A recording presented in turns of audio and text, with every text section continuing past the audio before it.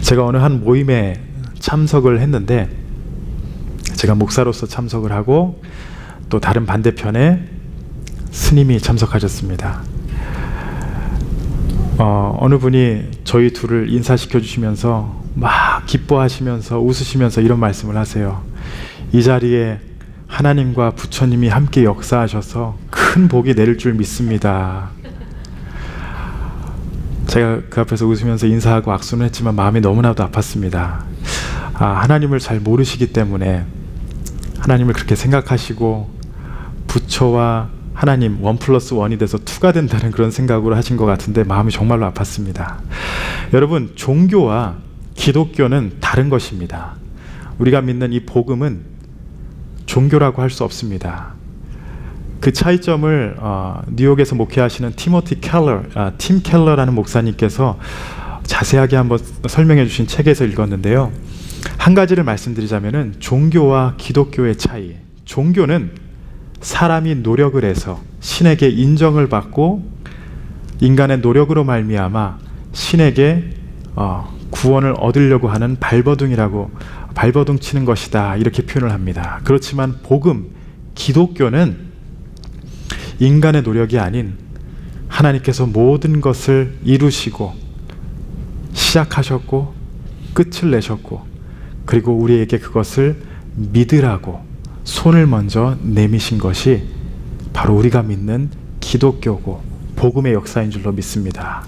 그래서 기독교를 종교라고 말하지 않고 복음 혹은 하나님과의 관계, 교제라고도 합니다.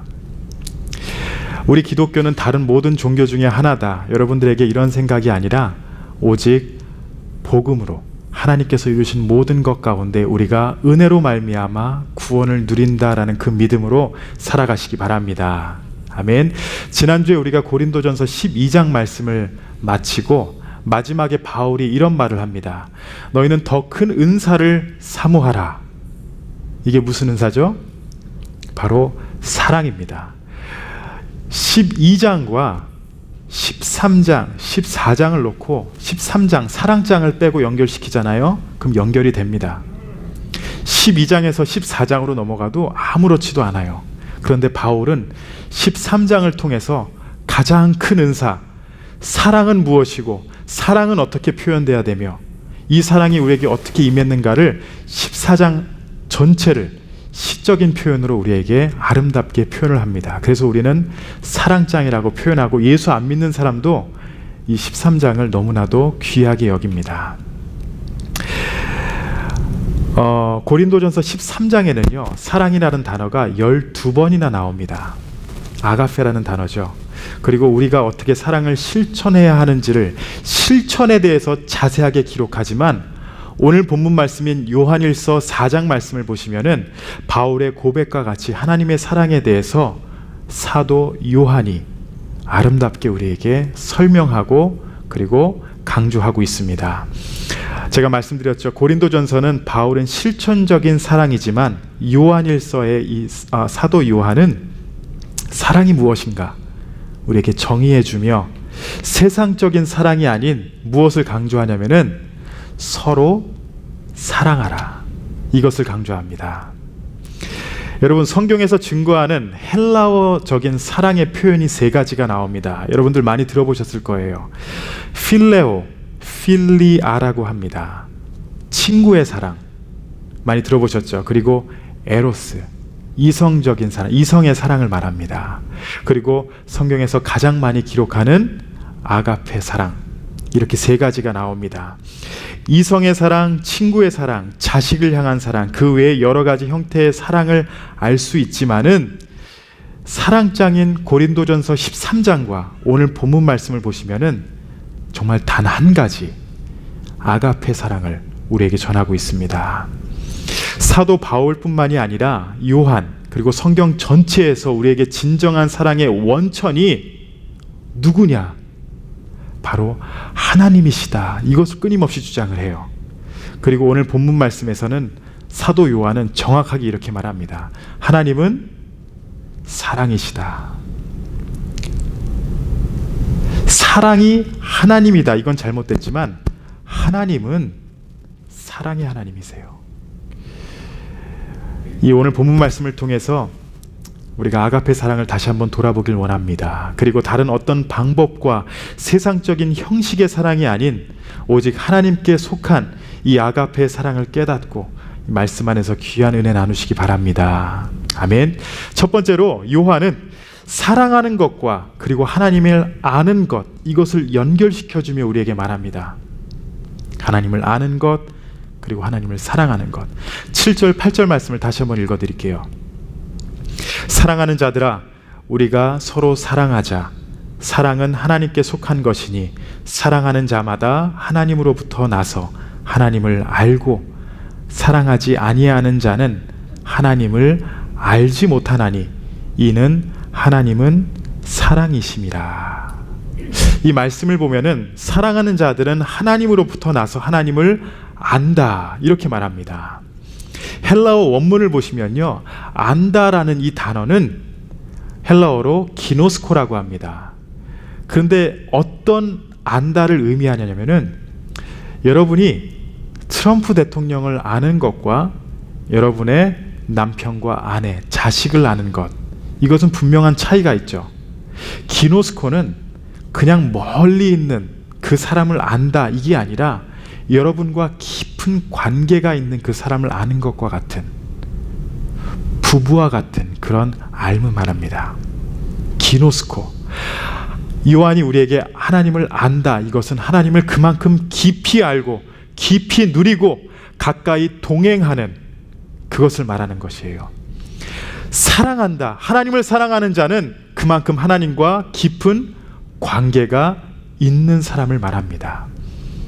주일 이 자리에 나와서 하나님 앞에 두 손 들고 찬양하며 기도하며 막 열정을 내다가 돌아서면 내가 하나님을 모르는 사람과 행동하는 사람은요, 기노스코로 하나님을 안다, 이렇게 표현할 수 없습니다. 우리가 그렇게 하나님을 알 때, 하나님과 동행할 때 우리는 하나님을 사랑한다라고 말하는 것입니다. 사도 요한은 이러한 알다라는 표현을 자주 사용했는데 요한복음 10장 15절에서도 예수님과의 그 상황에서도 이 말을 표현합니다. 아버지께서 나를 아시고 내가 아버지를 아는 것 같으니 나는 양을 위하여 목숨을 버리노라. 성부 하나님과 성자 하나님, 예수님의 이 관계, 서로 알다, 기노스코를 사용합니다. 그만큼 깊은 관계예요. 그리고 바로 15절 전절인 14절 말씀 또한 보시면요, 나는 선한 목자라. 나는 내 양을 알고 양도 나를 아는 것이. 여기서도 기노스코를 사용합니다. 우리가 하나님의 양이잖아요. 하나님의 사랑을 깨닫고 하나님을 사랑하는 자라면은 그냥 나는 알아요. 하나님 전능하시고 하나님 알아. 창조주 하나님 맞잖아요. 그 알미 아니라 내가 그 하나님을 만났고 동행하고 지금도 내 삶에 역사하고 계신 하나님이십니다. 그것을 알라라는 것입니다. 어떤 한 형제가 20대 중반의 한 형제가 실화입니다. 한 자매를 사랑했습니다. 몇 달 동안 짝사랑을 하다가 고백을 했어요. 그 자매가 싫다고 했습니다. 그 우울함을 갖고 목사님을 찾아갔어요. 목사님, 정말 내가 기도하는 가운데 이 자매가 나에게 허락하신 자매인 것 같습니다. 목사님 어떻게 해야 됩니까? 그러니까 목사님이 다른 방법을 사용해봐라. 너의 사랑을 표현할 수 있도록 한번 해봐라. 그래서 형제가 돌아와서 결단을 했습니다. 자매에게 하루에 3통의 편지를 쓴 거예요. 아침, 점심, 저녁에 편지를 써서 자매에게 전달을 했습니다. 근데 쑥스러움이 많았는지 직접 전달하지 못하고 누구를 샀는지 누구를 통해서 편지를 전달했습니다. 몇 달을 보냈어요. 여자분들의 마음이면 어떻게 하겠습니까? 어떤 한 남자가 나에게 편지를 매일 3통을 써요. 열리겠죠, 마음이. 이 자매가 마음을 오픈합니다. 그리고 어떻게 해요? 이 자매가 결혼을 하게 돼요. 근데 문제는 이 자매가 편지를 쓴 사람하고 결혼한 게 아니라 편지를 전달해 준 사람하고 눈이 맞아서 결혼을 합니다. 웃기면서도 굉장히 슬픈 실화예요. 실화입니다. 누군가와 늘 만나고 교제한다. 이것은요, 너무나도 중요합니다. 보고 말하고 그 사람과 함께 있는 것. 그랬을 때 교제가 깊어져요. 하나님께서는요, 우리와 매일 만나고 싶어 하시고 매일 동행하길 원하십니다. 하나님을 알아가라. 하나님과 교제하라. 바로 이러한 관계를 우리에게 허락하시는 것입니다. 이론적인 하나님, 누군가가 전해준 그 하나님이 아니라 나의 하나님으로 만나고 교제하고 살아가시는 우리 성도님들 되시기 바랍니다. 두 번째로, 우리에게 나타난 하나님의 사랑이 있다라고 합니다. 사도 요한은 하나님은 사랑이시다라고 말하면서 오늘 본문 8절을 마무리합니다. 이 하나님이 사랑이시다라는 말은요, 여러분, 우리가 사랑스럽기 때문에 사랑한 것이 아니라 하나님 자신이 사랑이시라서 우리를 사랑하신다라는 뜻이에요. 우리가 어린아이들 보면은 귀여워서 이뻐라고 막 사람스럽게 막 안아주려고 하잖아요. 우리는 하나님 앞에서 죄인이에요. 죄 덩어리지만 하나님은 사랑이시라서 우리에게 먼저 찾아오시고 손을 먼저 내미신 것입니다. 하나님의 이 아가페 사랑이, 조건 없는 사랑이 우리에게 이렇게 나타났다라고 9절 10절 말씀에서 말하는데, 제가 읽어드릴게요. 하나님의 사랑이 우리에게 이렇게 나타난 바 되었으니 하나님이 자기의 독생자를 세상에 보내심은 그로 말미암아 우리를 살리려 하심이라. 사랑은 여기 있으니 우리가 하나님을 사랑한 것이 아니요 하나님이 우리를 사랑하사 우리 죄를 속하기 위하여 화목제물로 그 아들을 보내셨음이라. 우리에게 나타난 그 사랑은 바로 하나님께서 자기 자신, 자기 아들을 내어주셔서 인간을 대신하여 십자가에서 죽으시고 부활하시고 우리에게 구원을 주신 그 사랑으로 표현됐습니다. 그렇기 때문에 우리는 우리의 생각으로 말미암아 하나님의 사랑은 여기 있다, 하나님의 사랑은 저기 있다, 세상적인 판단으로 구별짓지 말라는 것입니다. 하나님의 사랑은요, 이렇게 뚜렷하게 나타났습니다. 여러분 자신을 위하여 목숨을 내어주신 하나님의 그 사랑이, 그 희생적인 사랑이 우리에게 나타나는 것입니다. 바로 사람들이 미련하다라고 생각하는 것, 어리석다라고 여기며 침뱉고 돌아서 버린 그 십자가가 바로 하나님의 사랑입니다. 인간적인 측면에서 보면은 미련하고 어리석은 것이에요. 하나님께서 역사하셔서 다 없애버리고 하나님을 딱딱 고른 사람을 불러서 그래 너희는 구원 받았어, 그럼 더 편하지 않았을까, 이렇게 생각할 수 있지만 하나님께서는 자신을 희생하고 그 희생으로 우리를 구원하시고 우리와 함께 하시며 동행하길 원하셨던 것입니다. 나는 너를 사랑한다. 그러므로 이 사랑은 하나님께로 난 자가 아니면 결탄코 알 수가 없는 사랑입니다. 같은 메시지를 이렇게 전해도요, 여러분 교회 다 이렇게 앉아있지만 누구는 그것을 마음 깊이 깨닫고 그 사랑을 깨닫는 사람이 있는가 하면 그것을 모르고 매주 그냥 반복되는 똑같은 내용으로만 생각하는 사람들이 있듯이 하나님으로부터 난 자들만이 이 사랑을 깨달을 수 있다라는 것입니다. 세상에서 이 사랑의 표현이 미련하고 어리석다라고 말할 수 있지만 이 사랑의 표현은 가장 큰 사랑의 표현입니다. 이 아가페 사랑 안에서 서로 사랑할 때 하나님과 진정한 사귐이 이루어지고 하나님께서 주시는 참된 기쁨이 충만해질 줄로 믿습니다. 아멘. 마지막으로요, 요한은 우리에게 이 사랑 안에서 서로 사랑하는 것이 마땅하다라고 말합니다. 여러분 서로 사랑하시면서 살아가시죠? 사랑하시잖아요. 가족 사랑하시잖아요. 누가 반대해도 자식은 목숨을 다해서 사랑하시잖아요. 그런데 그 사랑에서 멈추는 것이 아니라 서로 사랑하는 것이 마땅하다. 이것은 내 기준으로 선을 긋는 것이 아니라 하나님의 기준으로 서로를 사랑하는 것입니다. 하나님께서는 우리를 사랑하신 목표가 있습니다. 사랑하신 이유는 바로 우리를 구원하기 위해서입니다. 9절 말씀을 다시 한번 보시면요, 하나님의 사랑이 우리에게 이렇게 나타난 바 되었으니 하나님이 자기의 독생자를 세상에 보내심은 그로 말미암아 우리를 살리려 하심이라.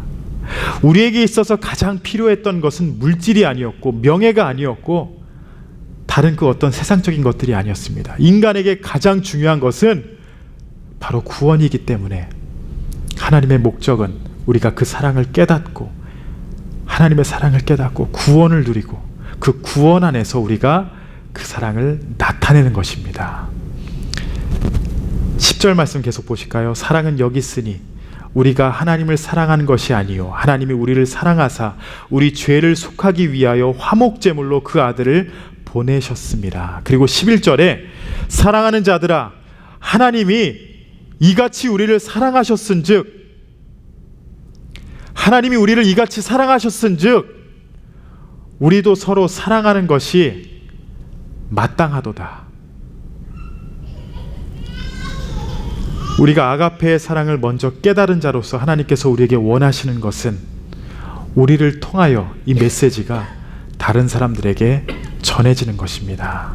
예수님께서 우리를 위해 희생하신 것과 같이 우리도 서로를 위해 희생하고 사랑하여서 그 사랑으로 말미암아 이 세상 사람들이, 하나님을 모르는 사람들이 이 사랑으로 말미암아 하나님의 영광을 바라보는 것입니다. 누군가가 여러분들에게 하나님은 어디 있습니까? 나에게 보여주십시오. 이렇게 물어본다면은 여러분 답이 없습니다. 그렇지만 우리가 유일하게 그들에게 보여줄 수 있는 길은 우리가 서로 사랑하는 가운데 그 사랑으로 하나님을 나타내는 방법입니다. 그것이 하나님께서 보여주시는 유일한 길입니다. 사람을 바라보고 그 사람을 이해하고 무언가 사랑할 만한 것을 찾으려면요 사랑하기 힘들어요. 여러분 한번 한 사람을 딱 놓고 생각해 보세요. 그 사람을 사랑할 이유를 찾아보세요. 없습니다. 하루 이틀은 성공하실 수 있어요. 그런데 없어요. 그렇지만 아가페의 사랑으로 하나님께서 나를 먼저 사랑하셨고 나를 위해 희생하셨고 나를 위해 목숨을 내어주신 그 사랑을 알아갈 때에, 깨달을 때에, 더 깊이 누릴 때에 우리는 형식적인 사랑이 아니라 그 사랑을 나타낼 수가 있다는 것입니다. 그래서 순서가 이렇습니다.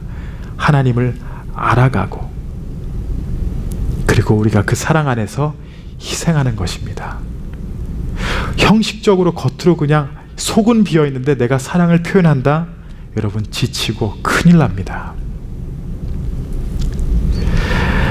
사람을 우리의 생각대로 판단하고 사랑하면 사랑할 수 없지만 내가 받은 그 사랑을 알고 누리면요 여러분들 사랑할 수 있습니다.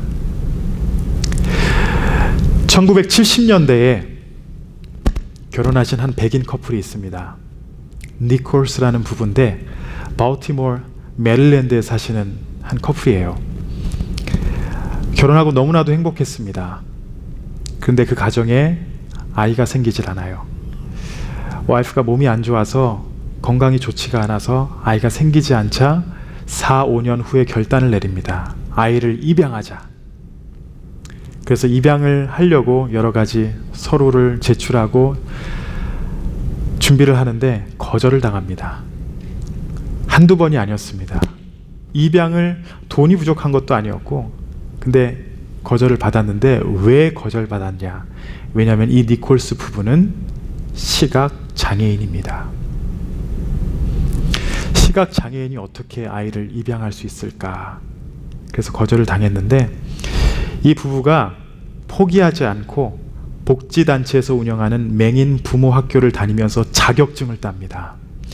부부 중에 한 사람만 시각장애인이면은 나온다고 합니다. 그런데 2명 다 힘들어가지고 2명 다 자격증을 땄어요. 그래서 입양을 합니다. 70년대 말에 제 나이 또래 아들을 입양합니다. 한국 사람입니다. 아이를 입양했는데 이 아기도 시각 장애인입니다. 행복하게 잘 키웁니다. 비록 보이진 못하지만 아이를 사랑을 품고 건강하게 잘 키우고 80년대에 둘째 아들을 한국에서 또 입양을 합니다. 둘째 또한 시각 장애인입니다. 몇 년 후에 셋째 딸을 입양합니다. 그것도 한국에서요. 셋째 또한 시각 장애인이고요. 마지막에는 3살 난 아이를 입양합니다. 딸이에요. 그 딸 또한 시각 장애인이고 자폐입니다. 2008년도에 이 니콜스 부부가 한국 KBS 다큐멘터리에서 소개가 됐습니다. 그리고 제가 오늘 예배 후에 여러분들에게 카톡으로 이 동영상을 보내드릴게요. 한번 보세요. 이 부부가 막내 딸을 키우는 모습이 나옵니다. 서로 보지 못하고 부모는 딸에게 교육하고 싶어하고 사랑을 표현하고 싶지만 이 딸이 자폐로 대화가 안 되니까 집어 던지고 짜증을 내고 소리만 지릅니다. 그러면 이 부모는 청소를 해가면서 아이를 잡고 품어주고 안아주고 머리를 다 뜯겨가면서 그렇게 살아갑니다. 2008년도에 마지막으로 다큐멘터리, 2000년도 초반에 처음 다큐멘터리를 한 이후에 2008년도에 마지막 소개됐을 때는 이 막내 딸이 대학교를 들어가요. 사랑으로 아이를 양육해서 대학교까지 놓는 정말 대단한 부모예요. 이 니콜스 부부가 동네에서 둘이 손잡고 걸어가면서 마지막 인터뷰를 합니다. 이렇게 물어봐요. 지금 보고 싶은 사람이 누구입니까? 그러니까 그 아내 되는 분이 이렇게 말합니다. 막내딸이 제일 보고 싶습니다. 잘하고 있는지 만나서 꼭 안아주고 싶은데 제일 보고 싶습니다. 이렇게 말한 후에 소파에 앉아서 마지막으로 이런 인터뷰를 합니다. 이 두 분은요 크리스찬이에요. 그리고 마지막에 이 두 부부가 어떤 말을 하냐면요, 우리도 하나님의 가족으로 입양된 이들이기에 나는 단지 사랑을 실천했을 뿐입니다. 우리는 조건 없는 사랑을 믿습니다. 내가 이 조건 없는 사랑을 누리고 있고 그 사랑을 실천하려고 합니다. 여러분, 사실 말도 안 되는 일이잖아요. 시각장애인이 4명을 입양합니다. 그것도 4명 다 시각장애인이에요. 큰아들, 둘째 대단하게 키웠습니다. 대학교, 대학원 멋진 직장을 가져서 살아갑니다.